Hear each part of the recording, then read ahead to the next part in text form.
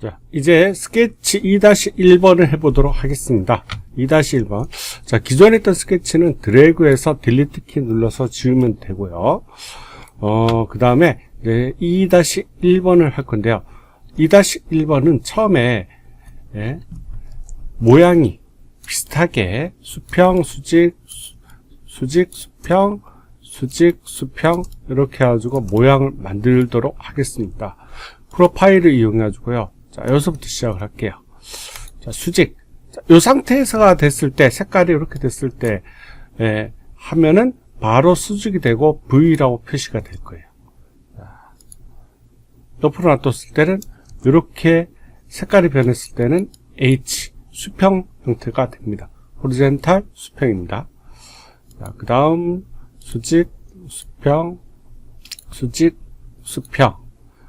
그리고 여기 위치에 됐을 때는 수직이 되면서 요 끝점이랑 같은 수평 위치에 선택할 수가 있어요. 근데 수평 조건이 들어가는 건 아닙니다.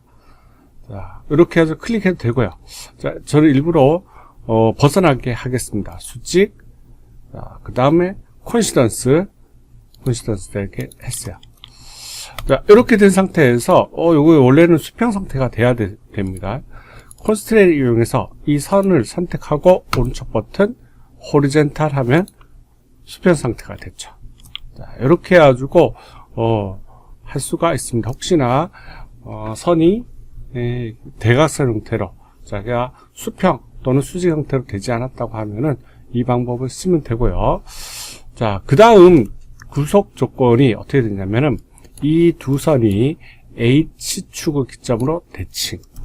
자, 그 다음 요거 두 선이 H축을 기점으로 대칭. 그 다음 요거 두 선이 H축을 기점으로 대칭. 대칭 관계를 넣고요. 이 대칭 관계는 어로우 시메트릭 라인입니다. 어로우 시메트릭 라인. 자, 그래서 상은 간단해요. 두 선을 대칭이 돼야 될 두 선을 먼저 선택하면은 선과 선을 선택하면 치수값이 나옵니다. 여기서 오른쪽 버튼 누르면 어로우 시메트릭 라인이 있어요. 중심선 허용 뭐 이렇게 한글 버전 나와 있습니다. 요것을 선택하고 H축을 선택하면 돼요. 이런 방식으로 하면 되죠. 다시 콘스트레인 해가지고 요번엔 이 두 수직선을 거리값으로 이렇게 나올 거예요. 그리고 오른쪽 버튼 어로우 시메트릭 라인 H. 이 두 선을 오른쪽 버튼 어로우 시메트릭 라인 H. 이렇게 하는 거죠. 이러면 자, 제가 명령을 일단 끝내놓고요. 움직여 볼게요. 그러면 대칭 형태로 갖춰진 상태에서 움직이게 되어 있습니다. 자, 그 다음 문제 구속 조건. V축과 요 수직선을 콘시던스 시킬게요. 콘시던스. 콘스트레인을 이용해가지고 V축과 요 수직선을 오른쪽 버튼 콘시던스. 이렇게 되면은 동일선 위치에 가요. 동일선상이라고 얘기하기도 하거든요. 일치. 콘시던스를 시켜주면 됩니다. 선과 선의 관계죠. 이제 다 됐네요. 이제 치수를 넣으면 돼요. 여기 두 번 이상 콘스트레인 쓸 때는 더블 클릭할게요. 더블 클릭 해가지고 이 선이 클릭 요 위치에 자, 더블 클릭 이제 숫자 18 엔터. 자, 이 선 찍고 18 엔터. 그 다음 요 수직선 이렇게 찍고 더블 클릭 50 엔터. 자, 왼쪽 요렇게 40 넣을 때는 요거 40 넣을 때는 선과 선의 관계로 넣으면 됩니다. 선과 선의 관계. 자, 선을 선택해주고 또 요 수직선을 선택해주면 거리값이 나오죠. 이렇게 넣어주시면 좋아요. 자, 클릭, 더블 클릭, 40 엔터. 자, 이렇게 해가지고 두 번째 스케치를 완성을 했습니다. 이제 스케치 2-2번 해보도록 하겠습니다. 스케치 2-2번요. 자, 2-1번이랑 모양은 같습니다. 크기도 같고요. 근데 그리는 방법, 상이 달라져요.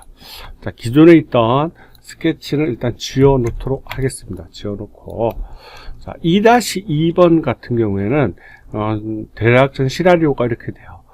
먼저 대략적으로 모양, 반쪽 모양, 수직, 수평, 수직, 수평, 수직. 자, 이렇게 형태를 먼저 만들고요. 대략적 반쪽 형태.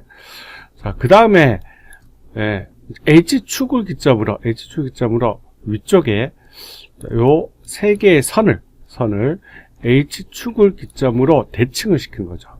그러면 대략적으로 이런 모양이 나올 거예요. 이런 모양. 이렇게 모양이 나올 거예요. 대칭을 시킨 거죠. 요때 요 미러 명령어를 쓰게 될 겁니다. 자, 그 후에 떨어진 위치는 트림으로 마무리 지을 거예요. 자, 이렇게 해서 만드는 거죠.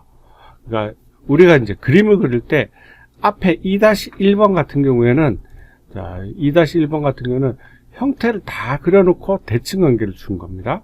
근데 2-2번은 반쪽 형상을 비슷하게 그려놓고 대칭 관계를 만들어 간 거예요. 대부분 이제 이런 두 가지 상황을 만들 수 있게 돼요. 자, 그래서 프로파일을 이용해가지고요. 자, 수직, 좀 이따 수직 다시 주겠습니다. 수평, 수직, 수평, 수직. 이렇게 해주는 거죠.